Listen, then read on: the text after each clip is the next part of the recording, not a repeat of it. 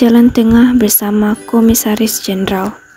Setelah kembali ke tangan Belanda, tanah Hindia pun diperintah oleh badan baru yang diberi nama Komisaris Jenderal, dipimpin oleh Gubernur Jenderal. Gubernur Jenderal terdiri atas 3 orang, yang membentuknya adalah Pangeran William ke-6, dan Pangeran juga mengeluarkan undang-undang pemerintah untuk negara jajahan. Salah satu isi pasal dari undang-undang tersebut menegaskan pertanian dilakukan secara bebas. Komisaris Jenderal pun ditugaskan untuk mengatasi persoalan ekonomi di tanah jajahan dan di negeri induk. Sementara itu, perdebatan kaum liberal dan kaum konservatif muncul karena pengolahan tanah jajahan tidak menghasilkan keuntungan yang memuaskan. Kedua pihak memberi pendapat masing-masing agar memperoleh keuntungan yang ingin dicapai bisa terjadi. Komisaris Jenderal mempertimbangkan pandangan kaum-kaum itu dan memutuskan mengambil jalan tengah, di mana mereka mengeksploitasi kekayaan di tanah jajahan langsung ditangani oleh pemerintah Hindia Belanda agar segera mendatangkan keuntungan bagi negara induk dan mengusahakan kebebasan penduduk dan pihak swasta untuk berusaha di tanah jajahan.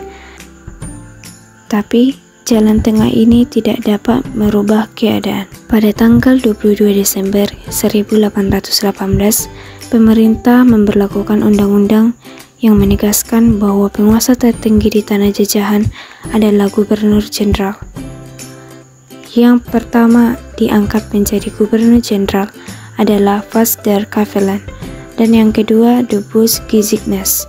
Selama jabatan mereka, tidak ada satupun yang dapat mendatangkan keuntungan sebesar-besarnya agar mencapai titik temu. Belum lagi masalah yang terjadi di negeri induk. Pemasukan mereka berkurang yang disebabkan Belgia keluar dari lingkungan mereka. B. Sistem tanam paksa. Sistem tanam paksa Belanda atau kultur stelsel merupakan aturan yang diterapkan oleh Gubernur Jenderal Johannes van den Bosch di masa penjajahan pemerintah kolonial pada tahun 1830. Sistem tanam paksa mewajibkan rakyat menanami sebagian dari sawah atau ladangnya dengan tanaman yang ditentukan oleh pemerintah dan hasilnya diserahkan pada pemerintah. 1. Ketentuan tanam paksa. Kebijakan sistem tanam paksa ini dicetuskan pada tahun 1830 atau ketika Van den Bosch mulai menjabat sebagai Gubernur Jenderal Hindia Belanda. Ketentuannya setiap desa menyisihkan 20% tanahnya untuk ditanami komoditas diekspor yang ditentukan pemerintah kolonial seperti kopi teh, tebu, dan lada. 2. Sistem tanam paksa adalah sistem yang mengharuskan rakyat melaksanakan proyek penanaman tanaman ekspor di bawah paksaan pemerintah kolonial Belanda. C. Sistem usaha swasta. Sistem usaha swasta adalah kebijakan yang dikeluarkan sebagai pengganti dari sistem tanah paksa yang dihapus pada tahun 1870.